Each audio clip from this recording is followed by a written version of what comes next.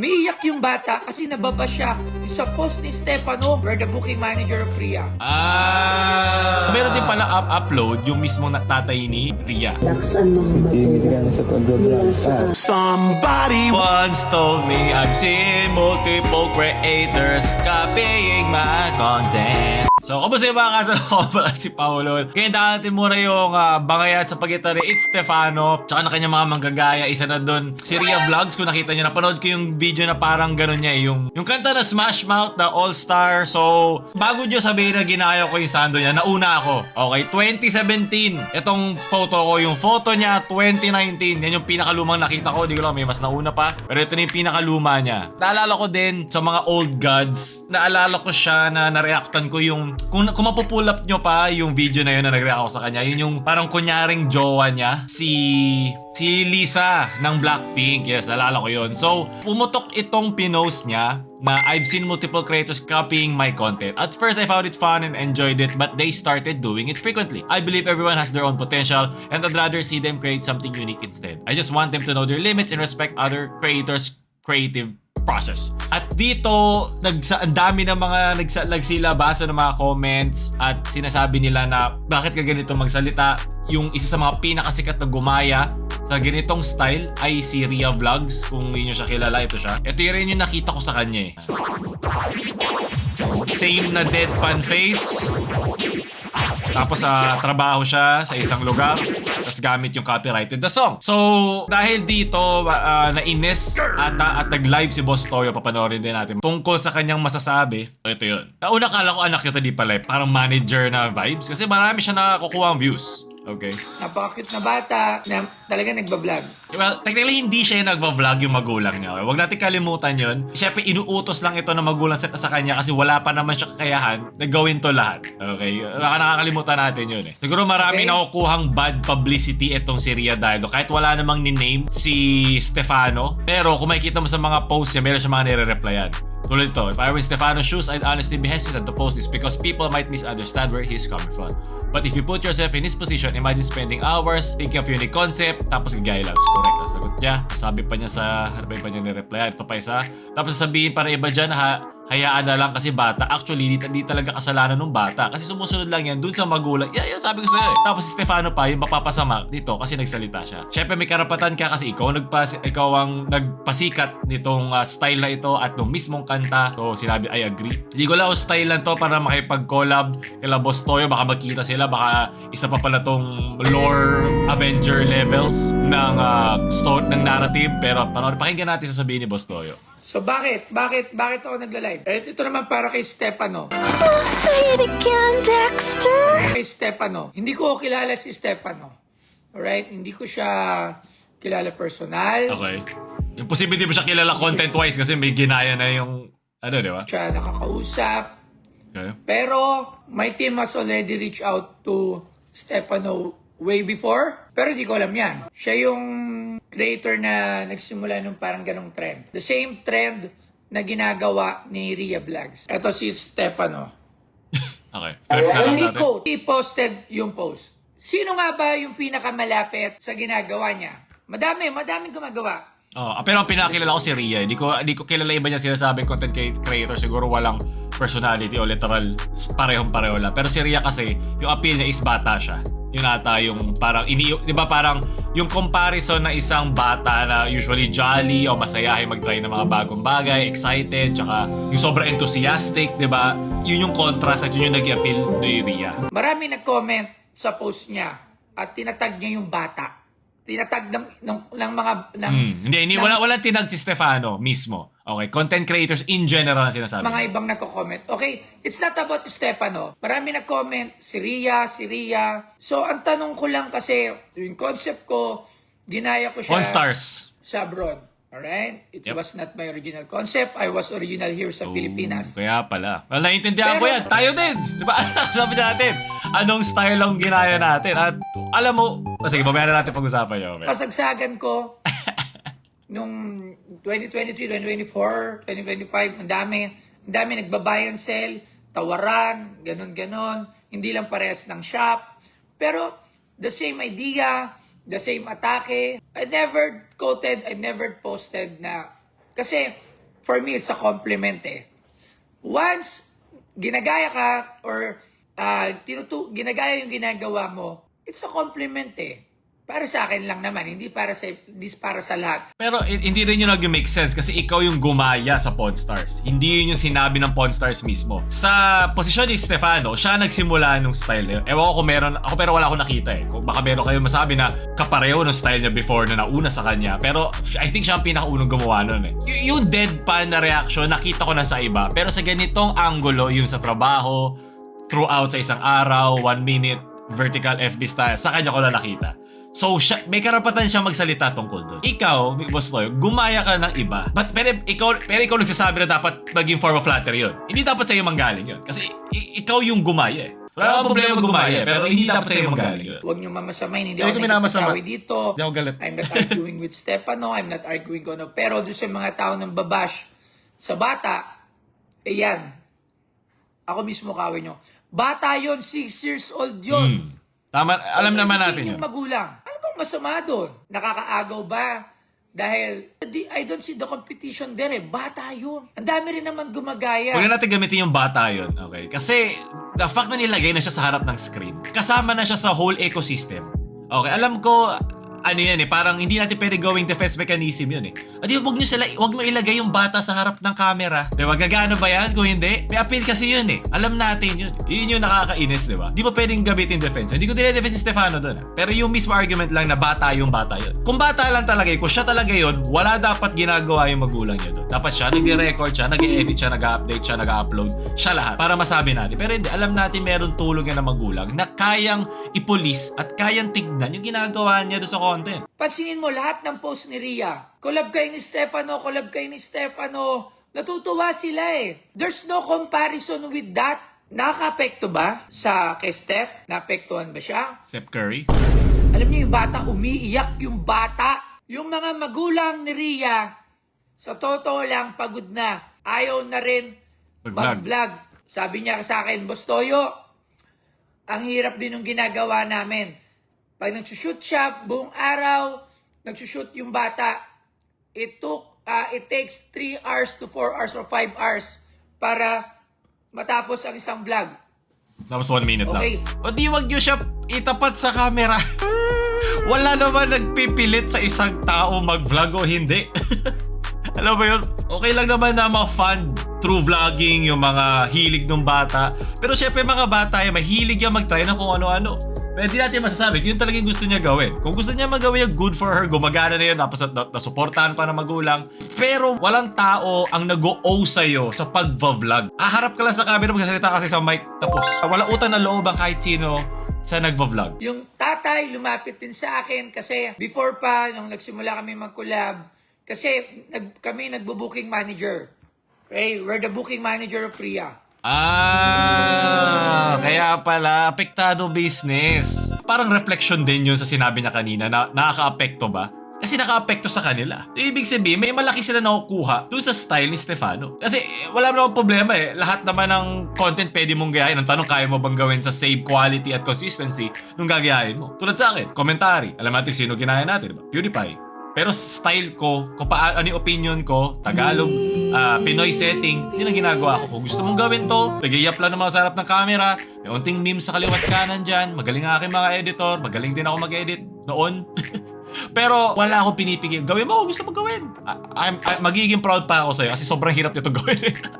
I mean, sobrang hirap nito mahirap to gawin sa isang trabaho way. Madali siya gawin kung may iba pa akong ginagawa na hindi ko kailangan pakainin ng sarili ko at mga mahal ko sa buhay. Tsaka para i-fun tong kalokohan na to ng mga hobbies ko. Iba na siya pag trip-trip mo lang. Na lahat naman nagkakaroon ng meron dyan mga one-hit wonder, 1 million views.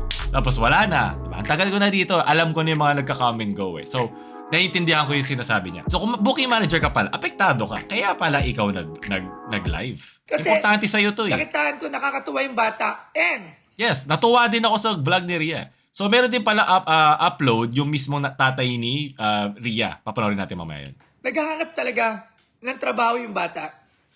Sabi niya, Adi Toyo, wala ba tayong work?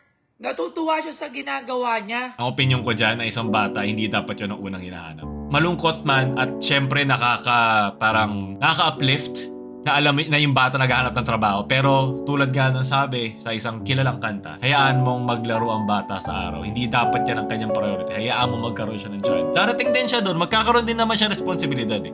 Pero not that an early of an age. Natutuwa siya sa ginagawa niya. Tapos ngayon, umiiyak yung bata kasi nababa siya dun sa page niya, yung sa post ni Stefano. Idol siya nung bata. Walang originality. Bakit siya lang ba yung gumagawa nun? Ang dami. Wala naman, hindi naman tinag si Rhea eh. Yung tao naman eh. Diba? I think pinaparinggan niya ito yung tao, hindi mismo si Stefano. Yung mga taong hahanapan ng butas at masyadong idadirect kay Rhea yung kritisismo na nilabas ni Stefano para sa pangkalahatan na gumagaya ng content niya. I think yun yung Tsaka importante. bakit? Naka-copyright ba sa kanya yan? Hindi. Walang patent Does it yan. affects?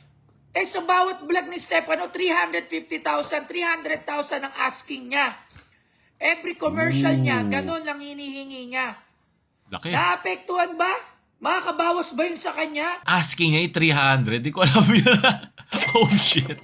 Is it a threat? Kaya siya nag-post?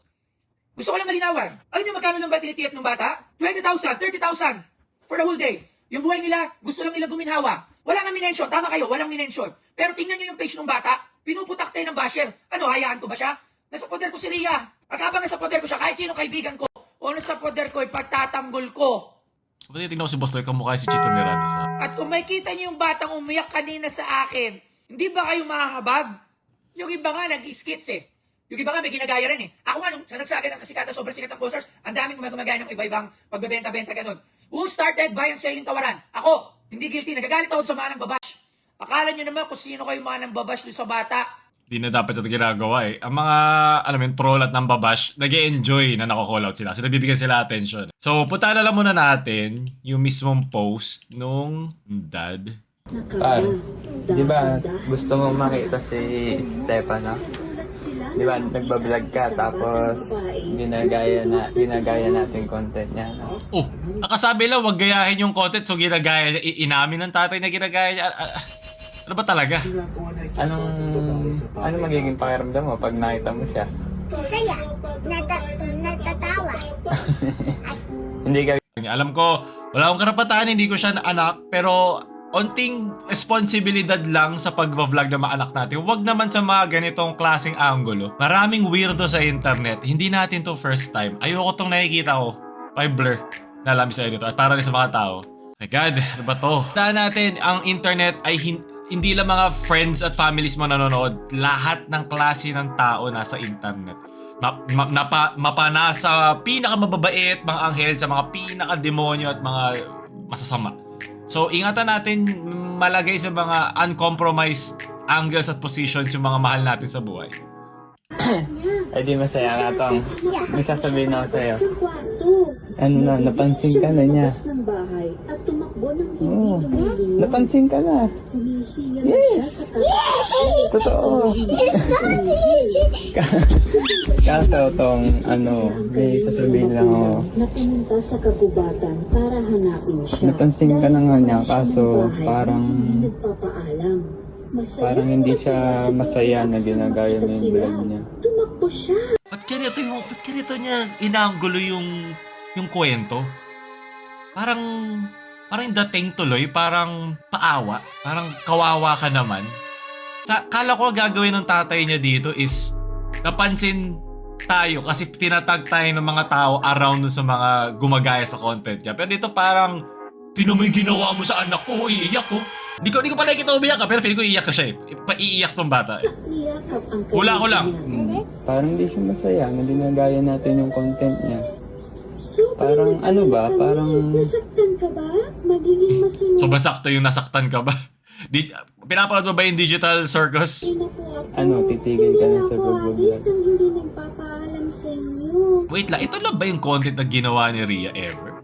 Like, dun lang ba siya? Kasi, umabot ka na ng ganito karami, hindi lang naman yan dito lang siya nag-start eh. Wait lang ha.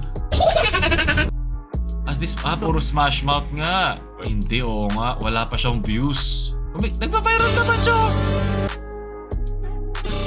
Oh, hindi naman niya kinailangan yung Smash Mouth eh. So ba't sinasabi mo, titigil ka na sa pag-vlog? Parang tinakot mo yung bata. So bakit to ganito i-word at i-frame yung video mo? Relax ang mga Tigil ka na sa mula pag-vlog sa pa. araw na yon. Iibahin na natin, di na katulad ng vlog Palagi niya. siyang nakikinig sa kanyang ina. I think yung pinaka-point lang naman, Stefano, ito yung frequency eh. Like, pwede mong gawin, alam mo, parang passing trend. Pero kung lagi mo na ginagawa, at doon mo malalaman, at siguro naisip niya na masyado nyo ng parehong-pareho sa akin yung ginagawa ko na walang iba. Okay ka lang? Pahintulot na natili siyang isang napakabait na Iibahin na natin vlog mo. isang araw. Okay ka lang? Sa isang maalitan. Ibahin na natin, no? Si Baby Bear ay sinusubukang Oo daw, okay, palito na. Pero kasi iba kasi yung gustong gawin ng magulang sa ng bata. Yung bata, I doubt meron yan, alam mo yun, meron yan parang solid na perspective sa isang bagay. Pwede mag-change yan agad-agad. Napakabata pa niyan eh. Lahat yan gusto pa subukan, lahat pa gustong gawin. Lahat, oo, itatry, tapos wag na kung ayaw, hindi. Alam natin yung mismong direksyon, yung mismong formula, yung mismong nag-iisip behind the scenes niyan ay yung mga magulang. Hindi naman sasabing kasalanan nila, pero sila yung identity nito. Hindi ka pwede magtago sa harap ng iyong anak. Hindi ka naiyak. O ngayon, umiyak tuloy yung bata. Okay na ikaw, school na lang muna ikaw, ha? School ka muna. Bakit? May iba ba? Diba? Sasabihin mo yan, mag-school ka muna. Gumagawa na kayo ng mga vlogs at videos before nyo pagawin itong smash mouth, somebody once told me, deadpan face style. So, anong pinoproblema natin? Ang dami pa naman iba dyan. Bawa naman yung bata na. Ibahin na natin Parang vlog. nasira yung mood ng bata. Teka lang, kaibigan. Baka bawal daw sa bata yun, sabi ni Idol. Sabi ni Idol Stefano, bawal daw.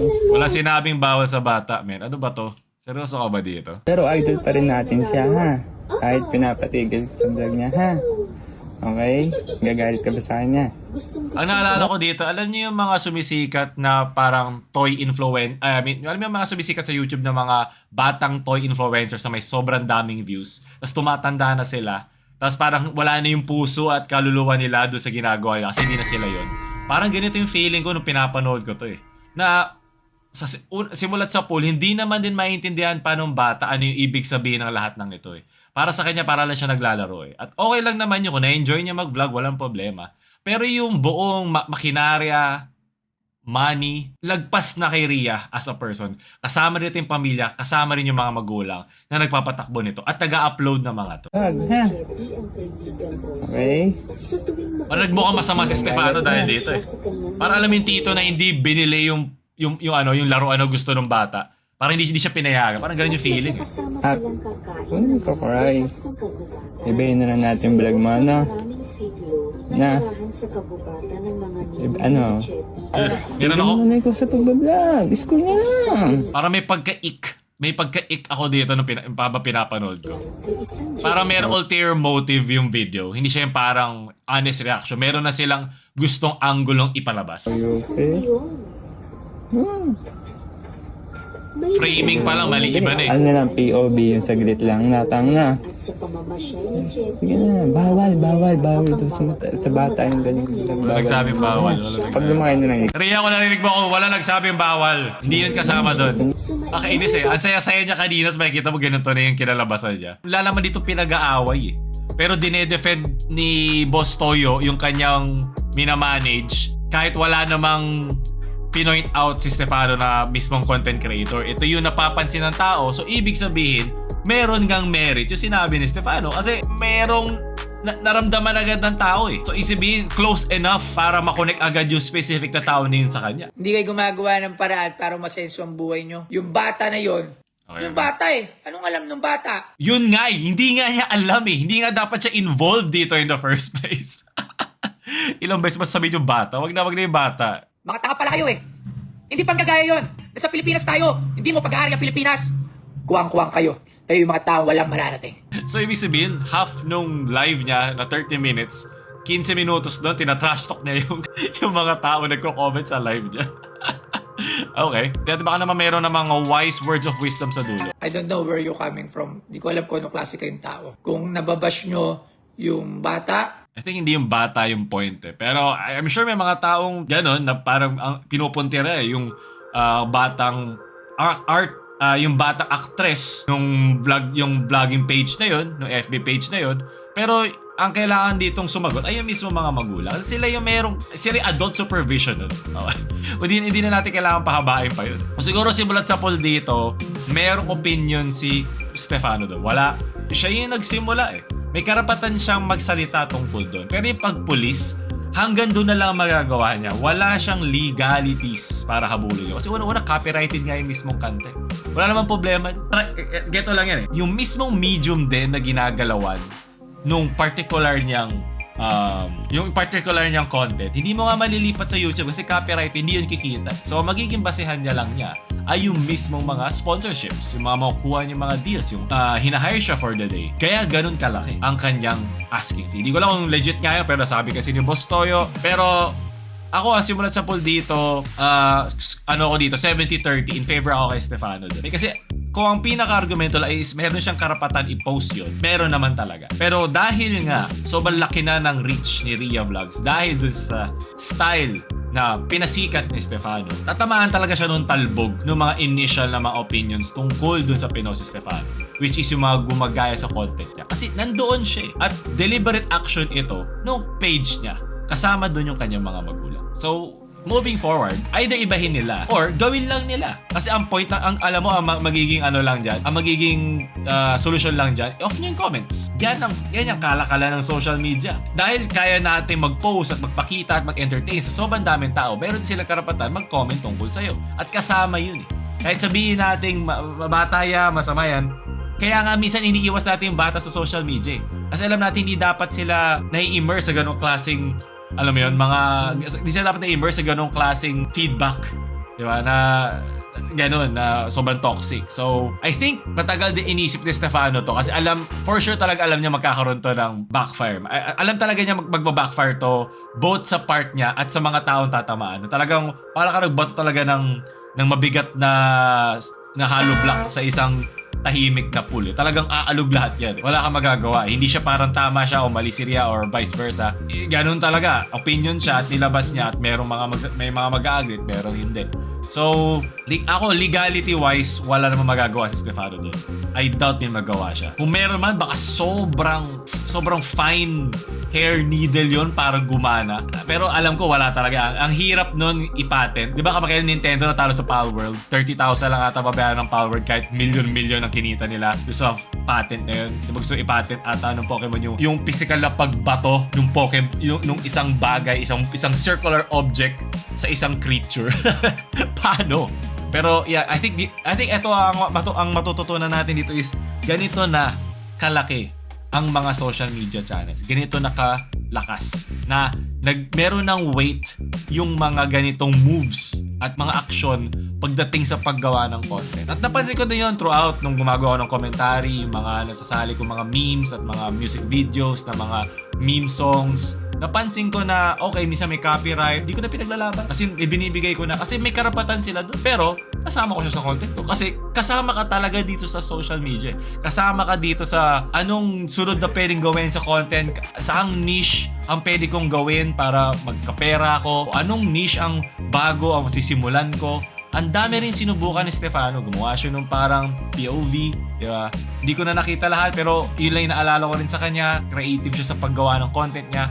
Kahit yung mga mismong scenes inside nung video niya, kahit 1 minuto lang, minsan magugulat ka pa eh. Minsan di ba, ginawa niya, mabibigyan ka ng mga, yung mga exhale sa ilong mo eh. Ito talaga ang kalakalan ng social media. Kung di nila kaya yung ganitong klaseng negative feedback, then wag nyo gawin. Pero kung kaya nyo, wala namang pipigil sa inyo. Gusto nyo mag-push through pa din sa mga negative feedback, kaya nyo i-outweigh ito na mga taong susuporta sa inyo, then go lang. Pero wala makakapagpigil, walang parang report dyan na pwede nyo pindutin na ginagaya niya isang particular. Hindi siya ganon. Hindi sa mga platform yon. Yun ay nasa mga tao na involved. So, kung kay Stefano, kung maghahain siya ng something, ng kaso or anything, o may defense ba yung pamilya niya doon, na baka meron silang unjust vexation, ewan ko. Pero kailangan po ito i-prove in court at sobrang kalat pa nito. I think ang gagawin na lang nila dito ay ipagpapatuloy na lang yung ginagawa nila. Kasi wala naman itong magagawa. More on lang to, parang parang spotlight lang to na ito yung naisip ko sa nangyayari ngayon. Kayo na bahala kung anong gusto nyo isipin pagkatapos ito. Pero wala na talagang action pa dito. Pero I think ang matututunan na lang natin dito ay maging constructive tayo lagi. Ang mga opinion ng mga content creator na yan at kayo ay lahat nagagamit naman, lahat may mapupulot naman tayong substansya. Minsan iba walang kwenta yung mga sinasabing opinion. Pero ito lang kalakalan ng mga social media pages at mga influencers at mga nagsisimula pa lang. So, kung nagustuhan nyo yan, ako si James Shopper. Kung nyo kami tayo like, share sa mga somebody once told me yung friends. Kung nyo kami subscribe, James Shopper na mamahalan.